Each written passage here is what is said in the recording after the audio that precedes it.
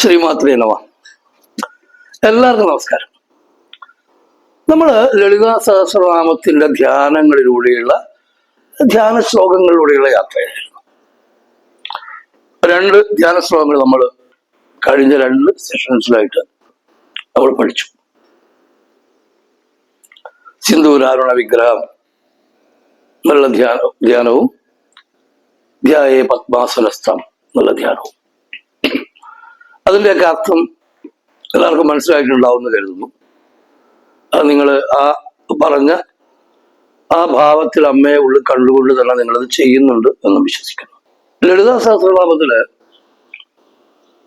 4 ധ്യാന ശ്ലോകങ്ങളാണുള്ളത്. ഈ 4 ധ്യാന ശ്ലോകങ്ങള് ശരിക്ക് ശ്രീചക്രത്തിലേക്കുള്ള പ്രവേശനമാണ്. അതിന്റെ ഭാഗമായിട്ടുള്ള ഭൂപുരങ്ങള്, പിന്നീട് അതിന്റെ ദളങ്ങള്, പിന്നീട് അതിന്റെ ത്രികോണം, ഒടുവില് ബിന്ദു. ഞാൻ പറഞ്ഞ പോലെ നമ്മൾ അറിയാതെ തന്നെ നമ്മൾ ശ്രീചക്ര രഹസ്യത്തിലേക്കുള്ള യാത്രയാണ് ലളിത സഹസ്രനാമം എന്ന് പറയുന്നത്. നിങ്ങൾക്ക് ദീക്ഷ ഒന്നും ലഭിക്കണമെന്നില്ല. ശ്രീവിദ്യോപാസനയോ നവാവരണ പൂജയോ ഷോഡശാക്ഷരിയോ ഒന്നും നിങ്ങൾക്ക് ഇല്ലെങ്കിൽ പോലും നിങ്ങൾക്ക് ശ്രീചക്രത്തിന്റെ ഉള്ളിലേക്ക് ത്രിപുര സുന്ദരിയുടെ അടുത്തേക്ക് പോകാൻ ലളിത സഹസ്രനാമം കൊണ്ട് പറ്റും. കാരണം അത്ര ശക്തിമത്തായ നാമങ്ങളാണ് വശിന്യാദി വാഗ്ദേവതകൾ നമുക്ക് വേണ്ടി, സാധാരണ മനുഷ്യർക്ക് വേണ്ടി തന്നിട്ടുള്ളത്. അപ്പൊ ഇനി 3ാമത്തെ ധ്യാനം. അപ്പോ മറ്റ് ധ്യാനങ്ങളിൽ 2 ധ്യാനങ്ങളിലും നമ്മൾ കാണാത്തൊരു പ്രത്യേകത ഈ ധ്യാനത്തിൽ നമ്മൾ കാണും. കാരണം ഈ 2 ധ്യാനത്തിലും നമ്മൾ അമ്മയുടെ കയ്യിൽ ആയുധങ്ങളൊന്നും ഉണ്ടായിട്ടില്ല, ആയുധങ്ങളെ കുറിച്ചൊന്നും പറഞ്ഞിട്ടില്ല. കഴിഞ്ഞ ശ്ലോകത്തിൽ നമ്മൾ ഹേമപത്മത്തെ കുറിച്ച്, സ്വർണ്ണ താമരയെ കുറിച്ച് പറഞ്ഞു. ഈ ശ്ലോകത്തില്, ഈ ധ്യാന ശ്ലോകത്തില് എന്താ പറയുന്നത് നോക്കാം. പുസ്തകമുള്ളവർ അത് എടുത്തോളൂ. മുമ്പ് പറഞ്ഞ പോലെ ചൂണ്ടുവിരൽ വെച്ച് ചൂണ്ടാതെ ചെറുവിരൽ വെച്ച് വായിക്കാം. അതല്ല, ഈ ശ്ലോകം ഓർമ്മയിലുള്ളവർക്ക് അത് ഇതിന്റെ കൂടെ നിങ്ങൾക്കത് മനനം ചെയ്തെടുക്കാം. 3ാമത്തെ ശ്ലോകത്തിലേക്ക് നമുക്ക് പോകാം. ശ്ലോകം പുസ്തകമുള്ളവർക്ക് അത് എടുക്കാം. അതല്ലാത്തവർക്ക്, ശ്ലോകം അറിയുന്ന ആൾക്കാർക്ക് അത് മനസ്സിലത് വീണ്ടും ഒന്നുകൂടി ഓർക്കാം. ശ്ലോകം ഇതാണ്. സകുങ്കുമ വിലേപനാമളിക ചുംബി കസ്തൂരികം സമന്ദഹസിതേക്ഷണം സശരചാപപാശാങ്കുശം അശേഷ ജനമോഹിനി അരുണമാല്യഭൂഷാംബരം ജപാകുസുമഭാസുരം ജപവിദൗ സ്മരേദംബികം.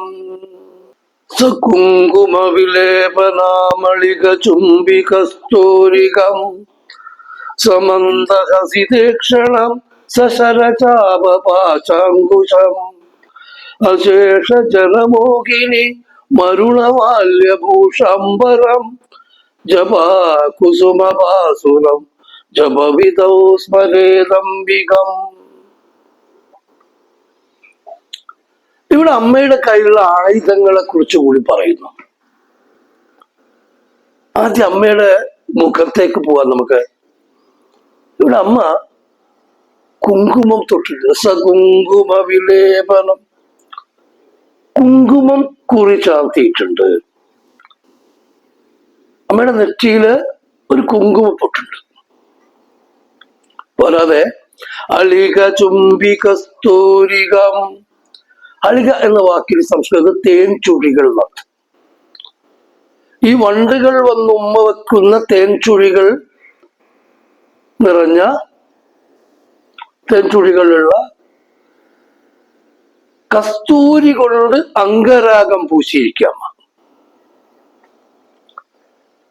സമന്ദഹസിതേക്ഷണം, മന്ദഹസിക്കുന്ന നോട്ടത്തോടെ, ക്ഷണത്തോടെ, മന്ദഹാസമുള്ള കണ്ണോട്ടത്തോടെ നെറ്റിയിൽ കുങ്കുമപ്പൊട്ട് തൊട്ട് കസ്തൂരി കൊണ്ടുള്ള അങ്കരാകണിഞ്ഞ് അമ്മയിരിക്കുന്നു. പോരാതെ അമ്മയുടെ കയ്യിൽ ഇപ്പോ നമ്മളെന്താ കാണുന്നത്? സശരചാപപാശാങ്കുശം. 4 കൈകളിൽ 4 ആയുധങ്ങൾ ഇട്ടിപ്പോ. എന്തൊക്കെയാണ്? ശരം, ചാപം, പാശം, അങ്കുശം. ഈ 4 ആയുധങ്ങൾ വെറുതെ വെച്ചതല്ല. ഈ 4 ആയുധങ്ങൾക്കും പിന്നിൽ വലിയ രഹസ്യങ്ങൾ ഒളിഞ്ഞിരിപ്പുണ്ട്. അതാണ് മുമ്പ് പറയാറുള്ളത്. നമ്മള് ഈ ശ്ലോകങ്ങളിൽ, ധ്യാന ശ്ലോകങ്ങളിലൊക്കെ ഉള്ളില് വളരെ ആന്തരികമായ രഹസ്യങ്ങൾ ഒളിപ്പിച്ചു വെച്ചിട്ടുണ്ട്. ഇത് കേവലമായി ചൊല്ലിപ്പോകാനുള്ള ധ്യാന ശ്ലോകങ്ങൾ മാത്രമല്ല. അങ്ങനെ ചൊല്ലിപ്പോയാലും ഇതിന് അർത്ഥമൊക്കെ അറിഞ്ഞ് ചൊല്ലിയിട്ടില്ലെങ്കിൽ പോലും അമ്മയ്ക്ക് നിങ്ങളുള്ള സ്നേഹത്തിനൊന്നും ഒരു കുറവുണ്ടാക്കി. പക്ഷെ അർത്ഥമറിഞ്ഞ് നമ്മൾ ചൊല്ലുമ്പോൾ നമ്മുടെ ഉള്ളിലേക്ക് ആ രൂപം ഇങ്ങനെ വരും. ആ രൂപം ഇങ്ങനെ വരുമ്പോൾ നമ്മൾ അറിയാതെ നമ്മുടെ കണ്ണുകളിലേക്ക് ഒരു ചെറിയ നനവ് പടരും. നമ്മൾ അറിയാതെ നമ്മൾ അമ്മയെ ഇങ്ങനെ തൊട്ടുന്നത് പോലെ, അമ്മയെ കാണുന്നത് പോലെ നമ്മളെ ഹൃദയത്തിന്റെ പത്മത്തില്, ഹൃദയത്തിന്റെ ശ്രീചക്ര മധ്യത്തില് അങ്ങനെ ഈ മഹാത്രിപുരങ്ങൾ, 3 ത്രിപുരങ്ങളിലും സുന്ദരിയായ, മഹാത്രിപുര സുന്ദരിയായ, സൗന്ദര്യത്തിന്റെ അവസാന വാക്കായ അമ്മയെ നമ്മൾ ഇങ്ങനെ കാണും. അതിന്റെ അപ്പുറത്തേക്ക് സൗന്ദര്യം ഇല്ല. അതുകൊണ്ടാണ് അമ്മയെ നമ്മൾ മഹാത്രിപുര സുന്ദരി എന്ന് വിളിക്കുന്നത്. 3 പുരങ്ങളിലും വെച്ച് സുന്ദരി. അതിന്റെ അപ്പുറത്തേക്ക് ഒരു ബ്യൂട്ടി ഇല്ല. നിങ്ങൾ ആലോചിച്ച് നോക്കൂ, സൗന്ദര്യത്തിന്റെ മൂർത്തിമദ്ഭാവം, അതിന്റെ അപ്പുറത്തേക്ക് ഇല്ല സൗന്ദര്യം. ഇവിടെ അമ്മ ഇങ്ങനെ സിന്ദൂരത്തിന്റെ പൊട്ടു തൊട്ടിട്ടുണ്ട്. സകുങ്കുമ വിലേപനാമളിക ചുംബി കസ്തൂരികം. തേൻചുഴികളുടെ, തേനീച്ചകൾ തേടി വരുന്ന തേൻചുഴികൾ. അമ്മ പൂവാണോ, അമ്മയിൽ തേനുണ്ടോ എന്നറിയാതെ തേൻവണ്ടുകൾ ഇങ്ങനെ അമ്മയെ ചുറ്റി നടക്കുക. അമ്മയുടെ അടുത്ത് എത്തുമ്പോൾ നമുക്ക് വല്ലാത്തൊരു സുഗന്ധം നമ്മുടെ ഉള്ളിലേക്ക് ഇങ്ങനെ വരും. എന്തിന്റെ സുഗന്ധാണത്? അമ്മ കസ്തൂരി കൊണ്ടുള്ള അങ്കര കഴിഞ്ഞിട്ടുണ്ട്. നിങ്ങൾ കണ്ണടച്ചൊന്ന് ആ രൂപം ധ്യാനിക്കുമ്പോ നമുക്ക് ആ കസ്തൂരിയുടെ മനോഹരമായ സുഗന്ധം നമുക്കറിയാൻ പറ്റും. ഇനി അമ്മയുടെ കയ്യിലുള്ള 4 ആയുധങ്ങളാണ്: ശരം, ചാപം, പാശം, അങ്കുശം. ശരം, എത്ര ശരമുണ്ട്? 5 ശരങ്ങൾ, പഞ്ചബാണങ്ങൾ. 5 ശരങ്ങൾ, ഒരു ചാപം. അമ്മയുടെ ചാപം കരിമ്പ് കൊണ്ടാണ്. ഇക്ഷുകോദണ്ഡം. ഇത് കേൾക്കുമ്പോൾ സഹസ്രനാമം ജപിക്കുന്ന ആൾക്കാരെ മനസ്സിലെ ആ വരി വന്നിട്ടുണ്ടാവും.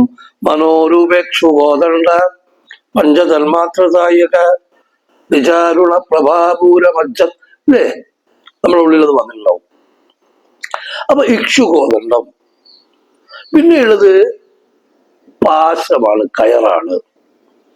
പിന്നെയുള്ളത് അങ്കുശമാണ്. അങ്കുശം എന്ന് പറഞ്ഞാൽ തോട്ടി. നമ്മൾ ആനയെ നിയന്ത്രിക്കാൻ തോട്ടി. ഇത് അമ്മ, ഈ ചാപങ്ങൾ അമ്മ വെറുതെ വെച്ചതാണോ കയ്യില്? അല്ല. ഈ 5 ചാപങ്ങൾ എന്ന് പറയുന്നത് ശബ്ദം, സ്പർശം, രൂപം, ഗന്ധം, രസം. ശബ്ദസ്പർശ രൂപ ഗന്ധ രസങ്ങൾ. ഈ ശബ്ദസ്പർശ രൂപ ഗന്ധരസങ്ങൾ നമ്മുടെ മനോവ്യാപാരങ്ങളാണ്. ഈ മനോവ്യാപാരങ്ങൾ പുറത്തേക്ക് പോകുന്നതോ, ഈ അമ്പുകൾ പുറത്തേക്ക് പോകുന്നത് ചാപത്തിലൂടെയാണ്. ആ ചാപം ഇക്ഷുചാപമാണ്, ഇക്ഷുകോദണ്ഡമാണ്. ഈ കരിമ്പിന്റെ പ്രത്യേകത എന്താണ്? കരിമ്പിന്റെ പുറത്ത് ഒരു കോട്ടിംഗ് ഉണ്ട്. പുറത്തൊരിക്കലും കരിമ്പിന്റെ പുറം നോക്കിയാല് ഇതിൻ്റെ അകത്ത് മധുരമുള്ള ഒരു വസ്തു അടങ്ങിയിരിപ്പുണ്ട് എന്ന് ആർക്കും മനസ്സിലാവില്ല. നമ്മളെ പുറത്ത് അത്യാവശ്യം കട്ടിയുള്ള ആ ആവരണം മാറ്റുമ്പോഴാണ് നമ്മൾ അതിൻ്റെ അകത്ത് തേനൂറുന്ന മധുരമുള്ള കരിമ്പാണെന്ന് മനസ്സിലാവും. ഇത് തന്നെയാണ് മനുഷ്യ മനസ്സ്. മനുഷ്യ മനസ്സിന്റെ ഉള്ളിൽ ഒരുപാട് മധുരമുണ്ട്, തേൻകിരിയുന്ന മധുരമുണ്ട്. നമ്മുടെ ഉള്ളിലാണ് ആനന്ദം എന്ന് പറയുന്നത് കൊണ്ട് നമ്മുടെ ഉള്ളിലുള്ളിടത്തോളം ആനന്ദം മറ്റെവിടെയില്ല. പക്ഷെ നമ്മള് ഈ മായയിൽ പെട്ട് നമ്മുടെ ഉള്ളിലുള്ള ആന്തരികമായ ആനന്ദത്തെ, ആ സച്ചിദാനന്ദത്തെ തിരിച്ചറിയാതെ നമ്മൾ ആനന്ദം തേടി മറ്റെവിടെയൊക്കെയോ അലഞ്ഞു തീരുന്നു. എന്നിട്ട് ഉള്ളിലുള്ള ആനന്ദത്തെ അനുഭവിക്കുന്നവരെ നോക്കിയിട്ട് അവര് ഭ്രാന്താണ് എന്ന് നമ്മൾ പറയുകയും ചെയ്യും. സത്യത്തിന് സംഭവിക്കണമെന്നല്ലേ. അപ്പൊ ഞാൻ പറഞ്ഞു, നമ്മുടെ ഉള്ളിലുള്ള ആനന്ദമുണ്ട്. ഈ ആനന്ദം നമ്മളുടെ കരിമ്പിന്റെ പുറത്തുള്ള ഒരു ആവരണം പോലെ മായ കൊണ്ടുള്ള ഒരു ആവരണം കൊണ്ട് കവേർഡാണ്. ഇത് പൊട്ടിക്കാനാണ് നമ്മൾ ഈ നിത്യസാധനകൾ കൊണ്ടും പ്രാർത്ഥനകൾ കൊണ്ടും ഒക്കെ നമ്മൾ ശ്രമിക്കുന്നത്. അപ്പോഴാണ് നമ്മൾ നമ്മളുടെ ഉള്ളിലുള്ള ആ ഒരു ആനന്ദത്തെ, ആ മധുരത്തെ, കരിമ്പിന്റെ ഉള്ളിലുള്ള മധുരത്തെ തിരിച്ചറിയുക. അപ്പൊ നേരത്തെ പറഞ്ഞ ശബ്ദ, രസ, ഗന്ധ, രൂപ, സ്പർശങ്ങളിലേക്ക് ഒക്കെ ഉള്ള മനുഷ്യന്റെ ആസക്തികൾ പുറപ്പെട്ടു പോകുന്നത് ഈ അമ്പിൽ നിന്നാണ്. ഇത് അമ്മ കയ്യിൽ വെച്ചിരിക്കണം എന്ന് പറഞ്ഞാൽ ഇത് അമ്മയുടെ നിയന്ത്രണത്തിലാണ്. ഈ സ്പർശഗന്ധ രൂപ രസങ്ങൾ അതാണ് നമ്മെ ഈ ലോകവുമായി, ഐഹിക ലോകവുമായി ബന്ധിപ്പിക്കുന്നത്, കെട്ടിയിരിക്കുന്നത്. കെട്ടാൻ കയറ് വേണം. അമ്മയുടെ കയ്യിലുള്ളത് ഒന്ന് പാശമാണ്, കയറാണ്. അത് കഴിഞ്ഞ് നമ്മൾ ഇതിൽ പെട്ടുപോകുമ്പോ, നമ്മൾ ഇതിൽ ബന്ധിക്കപ്പെട്ടു പോകുമ്പോ നമ്മൾ നിയന്ത്രിക്കാൻ ആണ് അങ്കുശം അല്ലെങ്കിൽ തോട്ടി എന്ന് പറഞ്ഞ സംഭവം. തോട്ടി ആനയെ മെരുക്കാൻ, അല്ലെങ്കിൽ ആനയെ നിയന്ത്രിക്കാൻ ഉപയോഗിക്കണ ഉപകരണമാണ് തോട്ടി. മനുഷ്യനും ആനയും ഒരുപോലെ തന്നെയാണ്. ആനയ്ക്കൊരിക്കലും ആന എന്താണെന്ന് അറിയില്ല. ആനയ്ക്ക് ഇത്രത്തോളം വലിപ്പമുണ്ട് എന്നൊരിക്കലും ആനയ്ക്കറിയില്ല. അത് തന്നെയാണ് മനുഷ്യന്റെ കാര്യവും. അവൻ ഈശ്വരനോട് അത്രത്തോളം അടുത്തിരിക്കുന്ന ഒരാളാണെന്ന് അവന്റെ ഹൃദയപത്മത്തിലാണ് മഹാത്രിപുര സുന്ദരിയായ അമ്മ, മഹാശക്തിയായ അമ്മ, ശക്തിസ്വരൂപിണിയായ അമ്മ, മഹാതാണ്ഡവ സാക്ഷിണിയായ അമ്മ, ശിവനെ പോലും ശിവനാക്കുന്ന മഹാശക്തിയായ അമ്മ കുടികൊള്ളുന്നത് എന്ന് അവൻ അറിയില്ല. ഇതറിയാൻ സഹസ്രനാമം നമ്മളെ സഹായിക്കും. സഹസ്രനാമത്തിൽ 1000 നാമങ്ങളും തീർന്നു കഴിയുമ്പോൾ നമ്മളെ ഉള്ളിലുള്ള ആ സൗ എന്ന മഹാസൗന്ദര്യത്തെ, ആ മഹാചൈതന്യത്തെ നമുക്ക് കാണാൻ പറ്റും. അപ്പോ ശ്ലോകത്തിലേക്കല്ല പോവാം. ക്ഷമിക്കണം, ഈ അമ്മയെ കുറിച്ച് പറയുമ്പോൾ വല്ലാതെ നീണ്ടു പോകുന്നുണ്ടെങ്കിൽ നിങ്ങൾ കമന്റിൽ പറയാ. നീളുന്നുണ്ടെങ്കിൽ അത് പറയണം, അനുസരിച്ച് ഞാനത് ചുരുക്കാൻ ശ്രമിക്കാം. ഇത് സ്ക്രിപ്റ്റഡ് അല്ലാത്തത് കൊണ്ട് തന്നെ ചിലപ്പോൾ ഇതിങ്ങനെ വല്ലാതെ ഇങ്ങനെ വിശദീകരിച്ച് കടന്നു പോകുന്നുണ്ടോ എന്ന് എനിക്കൊരു സംശയമുണ്ട്. അപ്പോ സചരചാപപാശാങ്കുശാം അശേഷ ജനമോഹിനി, സകല ജനങ്ങളെയും മോഹിപ്പിക്കുകയും സകല ജനങ്ങളെയും ആകർഷിക്കുകയും ചെയ്യുന്നവരാണ് അമ്മ. എങ്ങനെ?